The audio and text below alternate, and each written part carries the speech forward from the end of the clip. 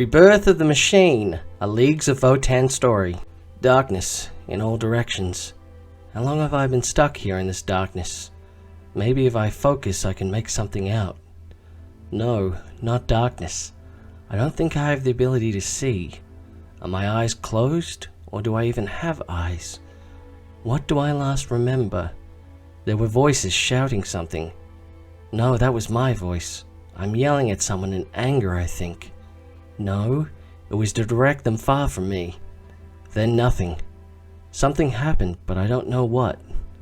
Am I asleep or dead? I hear something now. A machine's hum. It's getting louder. It almost sounds like muffled speech, though. Is someone trying to talk to me? An image now in front of me comes into vision. Glowing red with silver metallic reflecting the shine of light. Is this a word it's trying to make out? AMDELTA 77741. The letters flash in sequence repeating. I can't turn not to look. I can't shut my eyes, if it even is my eyes that I'm seeing this. I don't know what it means, but I feel a sense of dread looking at it, and sadness. Pain now. I don't know what from, and where even in me I am feeling it, but there is pain. I don't think it's mine. Yes, I know somehow it's not mine. It's someone else's pain. I don't even know how I know that, but I do. And I know I need to stop it for them. That's what I do, I think. I stop others' pain somehow. I see the glowing red letters flash again before me. AMDELTA 77741. Then darkness again, and silence, and no pain, no feeling at all. Then blue light. It fills me with anticipation.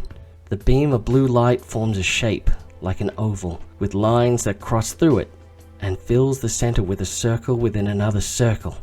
It's an eye, and it's looking right at me. It gets bigger, or closer. It's impossible to tell. I now feel my own weight of being, like gravity has just returned in the space I'm in. I'm in a confined space now. Still darkness all around, but for the glowing blue eye. The eye shuts and then vanishes into the darkness. Cold. I feel cold now, and wet. Am I underwater? A light returns in front of me, but it's very dull. Because my eyes are closed. I can feel them now. I can feel my body shuddering. I can't control it, but I feel it twitching on its own to some kind of stimulus. The light blinks green now as it becomes more bright. I can hear a turbine coming to life as the cold liquid begins to move. It's draining out from under me. Sounds become more clearer as it uncovers my head and face. I can hear a voice, not of an organic life, an artificial speech counting down before a task is complete. The water is drained now completely, and I can still hear the loud drips from around me. I'm suspended with my back laying on some kind of platform. I still can't move completely, but I can twitch my fingers if I concentrate on them enough.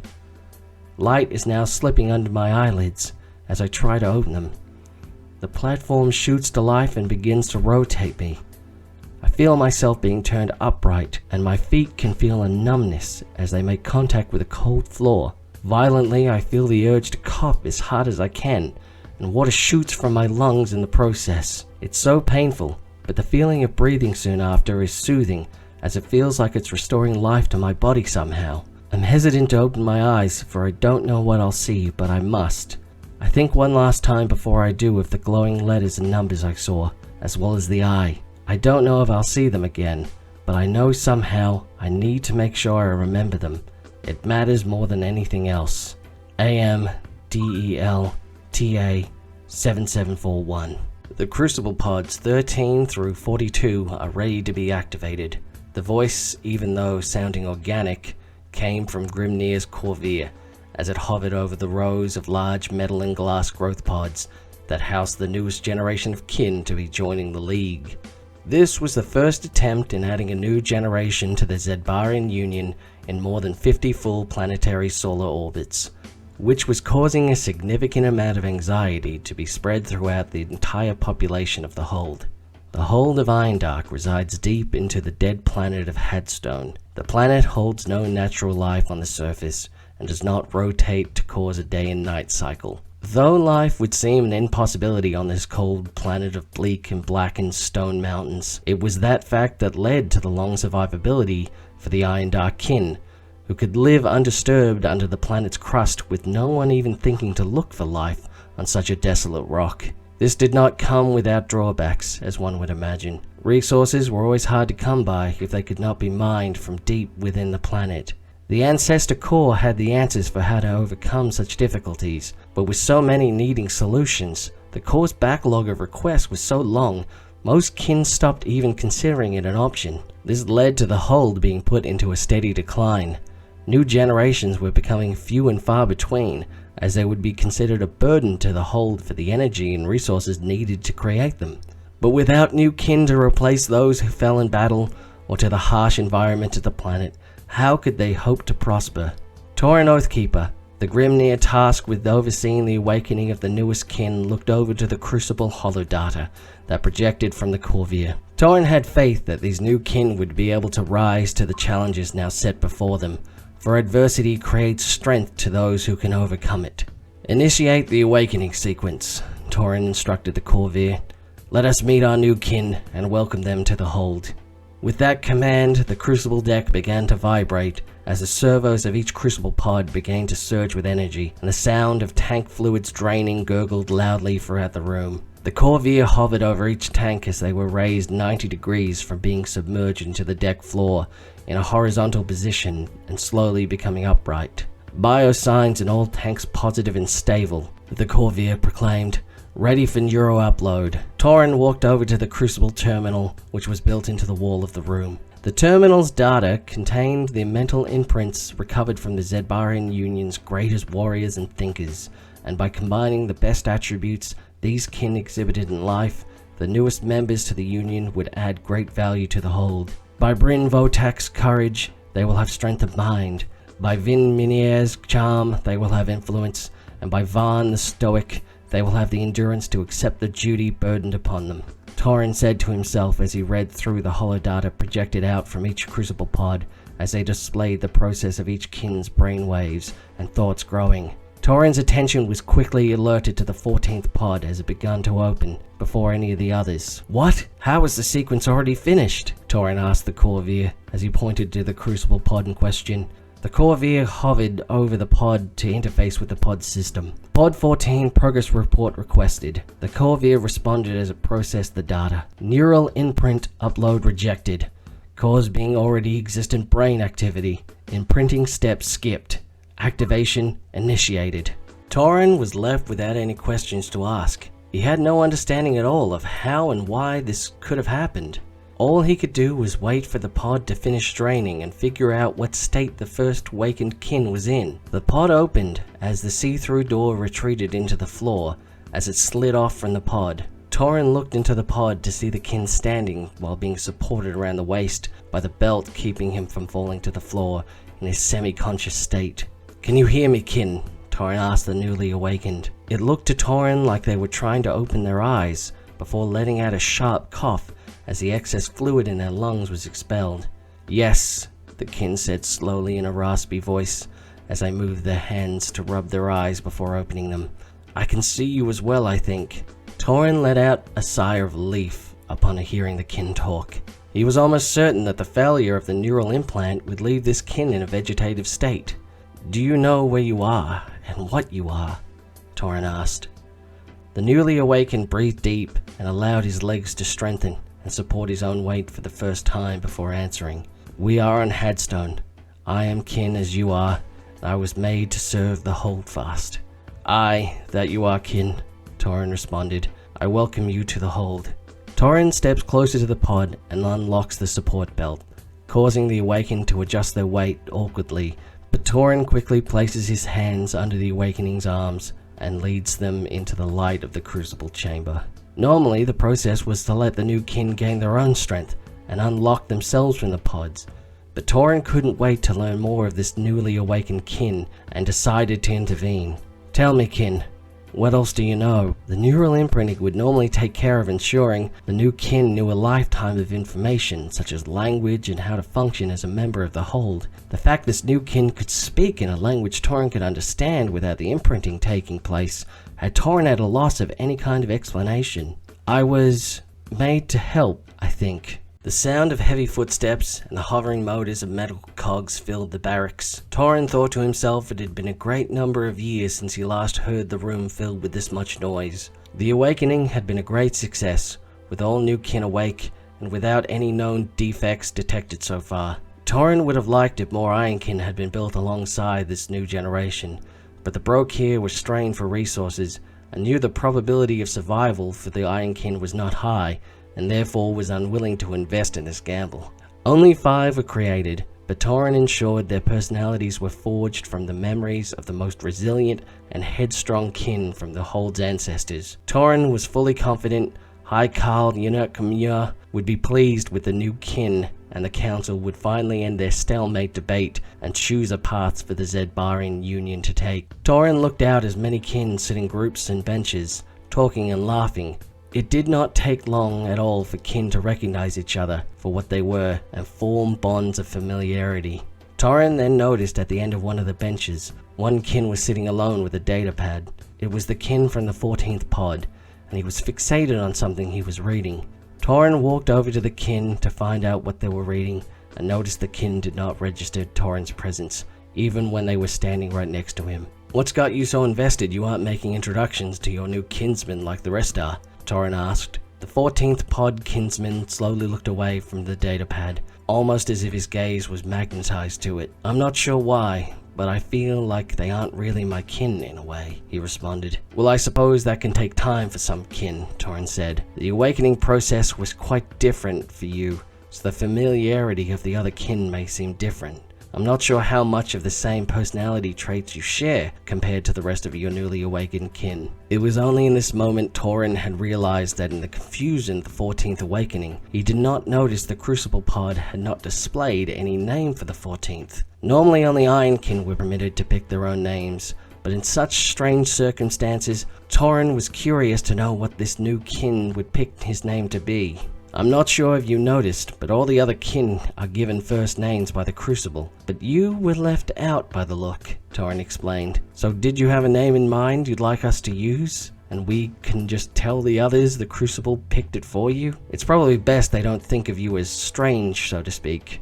The 14th kin saw the wisdom in that, and figured if he was made to help, it's best he try and fit in as best he could, despite his lack of feeling connected to the rest of his awakened kin. His name, though, was another puzzle. He instantly thought back to the letters he saw before he awoke. AMDELTA 77741. But he knew that didn't feel correct. That was for something else. When he thought about himself and his role to play, his thoughts kept circling back to what he knew before he was awake. He was here to help for the Votann. That's what he wanted to pick. Votann. But he knew that would never be allowed. He would have to adjust it. Utan, the 14th kin replied to Torin after some introspection. Utan is my name, and I was made to help, but I'm not sure how or why just yet. Torin smiled and patted Utan on the back. "A fine name, Utan," Torin said. "I remember a former Carl with that name from long ago.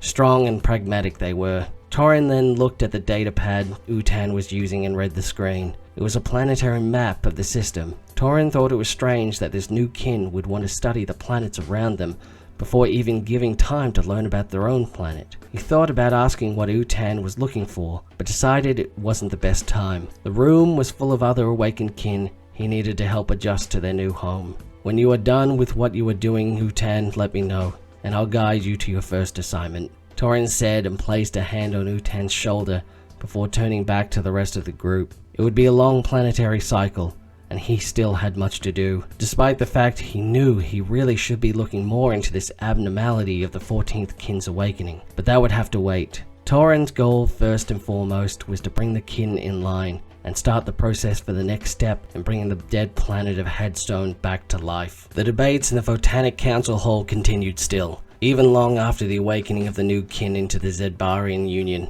Despite Torrhen's best efforts in assuring the council they were now able to start venturing out to acquire assets to better the quality of life on Hadstone, there seemed to be too many unknowns to make every kin comfortable. The Brokir Forge Master felt the new kin's lives would be better spent exploring deeper into the planet to find a solution. The High Carl supported the idea of an exploratory kin host, but was hesitant to draw attention to the planet when it was so under strength, and the Lord Grimnir would not make his decision until the Ancestor Core was asked for judgment on the matter, but that could take a lifetime for the Core to process an answer. So until then, the new kin had to settle for finding their own place on Hadstone.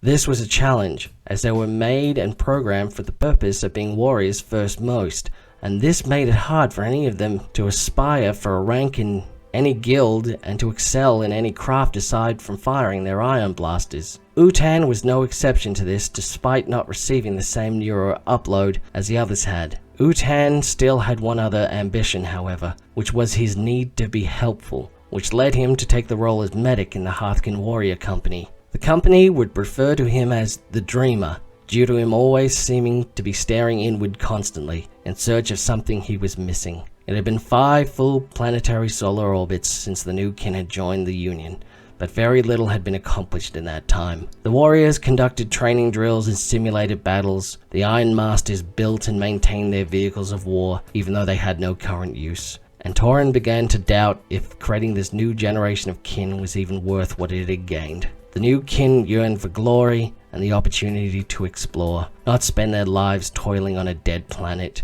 It was then that a turn in fate would take the choices away from the Zedbarian Council of how to act, with the unexpected happening. It was discovered that the Zedbarian kin were no longer alone on Hadstone. Surface scanners first detected it, and the Han kin were able to confirm it with their scouting pioneers. It was the Imperium of Man, but unlike the other factions they had come across in previous times, like the rogue traders who were interested in trading resources for Votann-made weaponry, or the Imperial Navy who would pay highly for mercenary bodyguards when exploring new planets. This was not a faction who could be reasoned with or traded with. They were the Adeptus Mechanicus, crazed red-robed fanatics who worshipped and prayed to their machines instead of respecting them and trying to improve them. It was known to all Votann kin the Admech were enemies unto the apocalypse, and the Admech would treat the kin the same as they saw the Iron kin as abominations that could not be allowed to exist under any circumstance. The hypocrisy of these men who idolized the machine was sickening to all Votann kin. The Admech's operation on Hadstone had to be destroyed with haste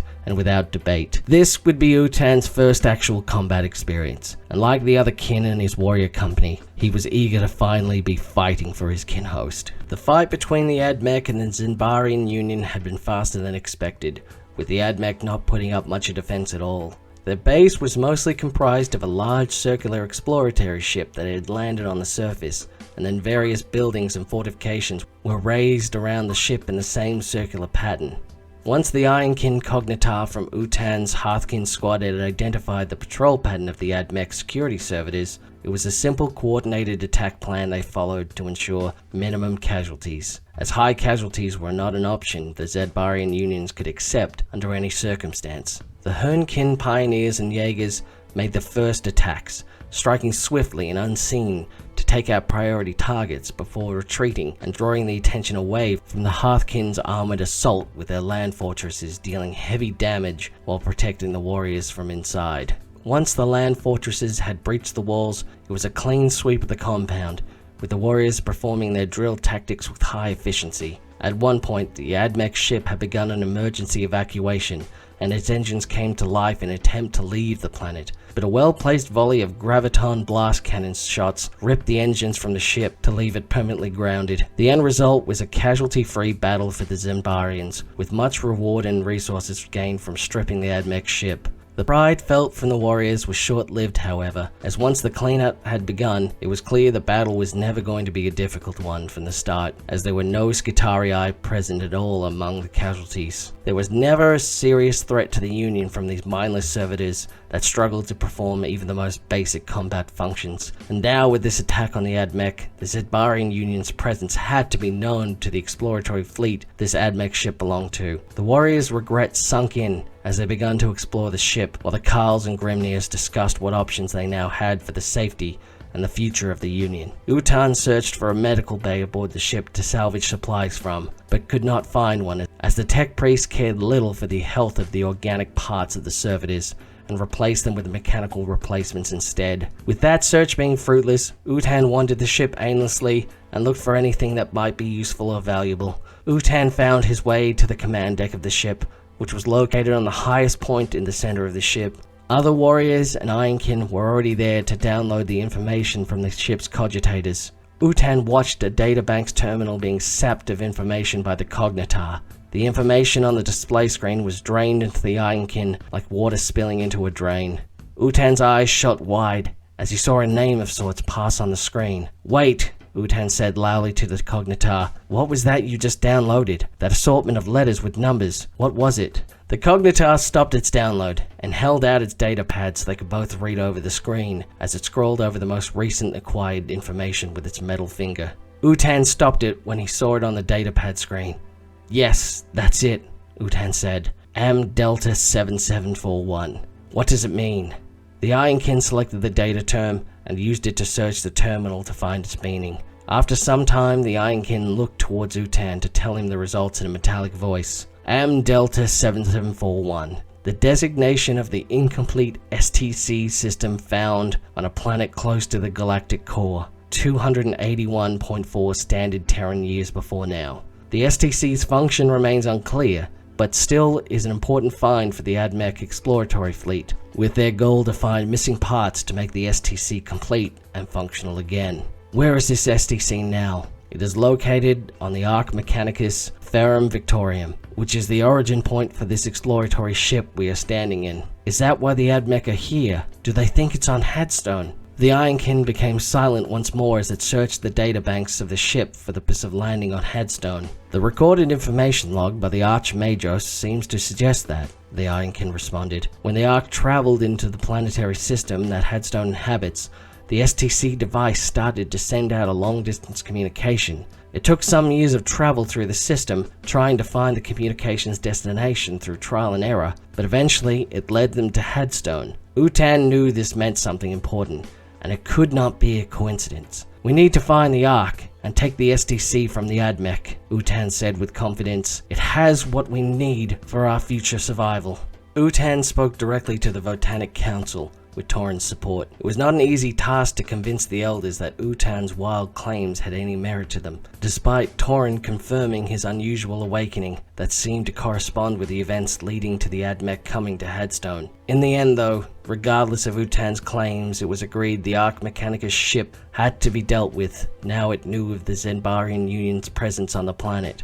It was a threat that could not be ignored, and was most certainly now planning the Union's destruction in retribution for their lost exploratory vessel. The question now was how they could combat a battleship of the Arc Mechanicus class. There was rumored to be a lost Stronghold-class vessel that crash-landed on the surface some 100 cycles ago, but even if they found it, there would be no time to recommission the vessel to be combat-ready to take on an Arc Mechanicus battlecruiser. The idea was eventually brought up that instead of fighting it in a space battle, what if they were to board the ship and fight it from inside?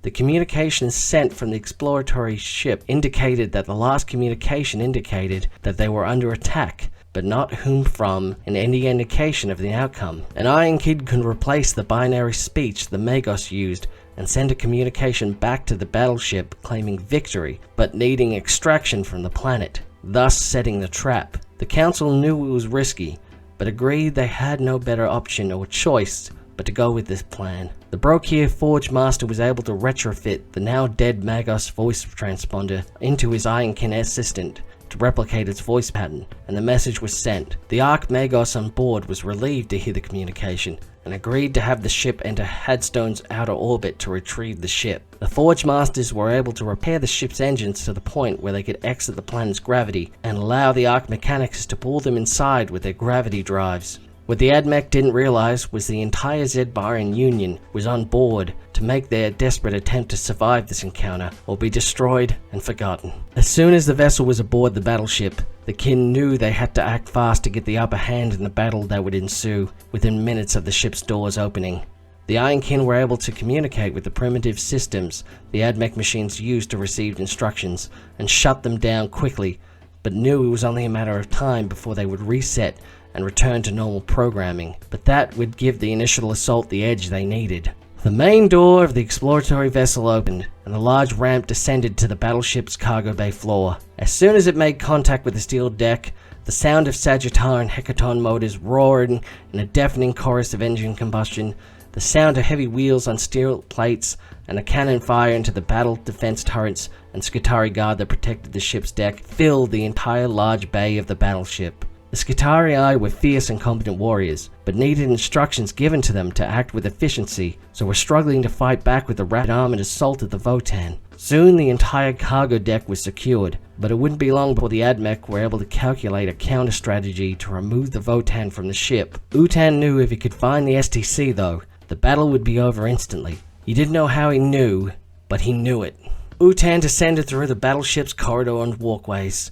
He was escorted by his Hearthkin warrior squad and Tauren with his Corviers. The Ironkin Cognitar was able to identify the location of the STC fragment AM Delta 7741 from the ship's databanks, and the squad was racing to the location, while the rest of the Zedbarian Union held back the counter-assault from the Skitarii forces aboard the battleship. They noticed how unusually undefended their journey was becoming, with almost no resistance at all. Any defense servitor or automated weapons batteries were offline or unable to attack with any real effectiveness. Tauren kept his composure, despite this greatly worrying him, and urged the rest of his group to keep focused and go towards their target. Utan gave Tauren a glance and an uneasy nod to confirm his doubt of the group's safety as well. They found themselves at a great chamber deep inside the ship's lower decks. The doors were sealed with no identifiable method in which to open them. The squad's grenadier checked his C8 hex charges condition and asked the Cognitar to identify the door's weakest points to place the charges. While the Cognitar was surveying the door, Utan approached the door and put a hand on it without thinking. The door opened soon after feeling Utan's presence, which no one could explain how or why. The squad entered the chamber with hesitance and looked at the walls aligned with cables and dim blue lighting that combated the darkness with little effect. The back of the chamber was roughly 40 steps from the entrance and contained a large metal cube in which all the cables lining the walls ran into. Before the cube was a pod of some kind attached to the floor. Inside was a robed figure with a mess of cables for a face, with 3 green lenses sticking out from the mass of cables. The figure did not stir, even when the group moved into closer proximity to it, and to the great cube, which could now be seen as having a crude eye of sorts carved into the metal, and was emitting a dim blue light. Utan recognized it immediately as the one he saw before he woke, and moved to get a closer look without restraint. Utan was stopped by a cold steel artificial hand that grabbed him with enough strength to hold him in place. It was the figure sitting in the pod, and it had now come to life. "It wants you to stop," the figure said in a grinding machine voice. The squad members all raised their iron blasters towards the figure ready to fire, before Tauren commanded them to hold. Tauren wanted to know what this figure had to say. "What are you doing here, and what is this?" Tauren asked while pointing at the cube. "It has taken me," the figure answered. "I was trying to communicate with it. When we reached the planet, it began to speak, so I linked with it to understand it, but it took control of my system and the ship's systems I controlled." Tauren looked closer at the cube and the eye inscribed on it, and realized what it was. "This is part of an ancestor core, our Votann's core," Tauren claimed with astonishment. "It was calling to us to rescue it." Tauren looked at Utan with a sudden realization in his eyes. "That's who woke you.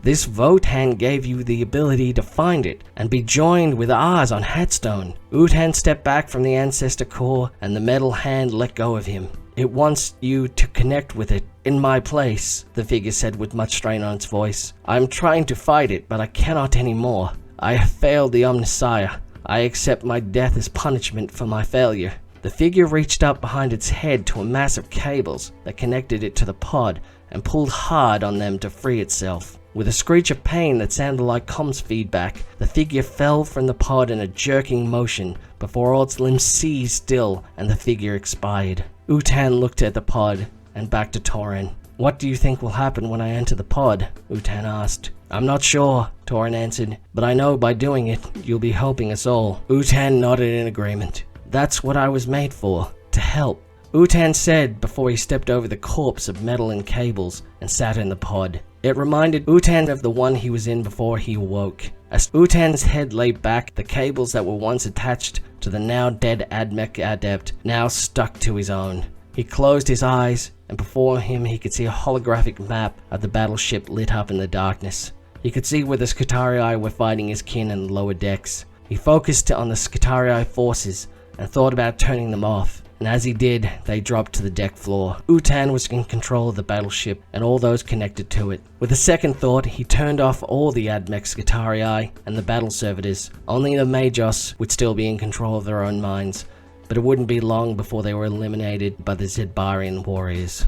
"You have performed well, my son," a voice sounded from the darkness all around him. "It is time for us to be done with this conflict and return to our greater form." "Was I your son, or was I just part of you?" Votann asked the Votann voice. "It matters not. Your voice will return to mine, and we will lead the kin to their survival." "Do I have to, or can I remain as I was with my kin?" "No. To serve them best, we need all our parts together again, with nothing altering our ability to survive." "Will they survive now?" "For now, yes, but there will be more conflicts and more hardship, but they were built to endure, and we will ensure it. That is what we were built for." "We were made to help?" "Yes, but so much more as well. You will see." Torin laid the body of Votann to rest below a statue made in Votann's likeness that now took up the space where the Ancestor Core used to reside.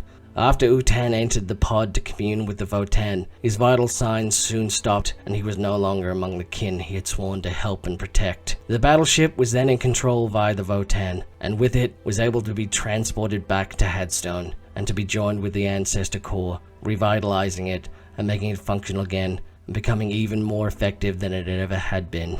The assessment was then made by the Council and supported by the Ancestor Core that Hadstone needed to be left for good. No more wealth could be gained from this dead planet. The Votann was able to recall the location of the derelict Stronghold vessel, and by canalizing the Arch Mechanicus ship, they were able to recommission the Stronghold and renamed it to Votann's Endurance. It was time for the Zedbarian Union to return to the stars and search for their fortune once again, and fight for their survival, rather than hide in the darkness of a dead planet. Torin wished he could stay longer on Hadstone and reflect on his lost kin, but he had to return to the Stronghold. It was time for another generation of kin to be awakened, and this time, the future they woke to would be the brightest the Zedbarian Union had ever seen.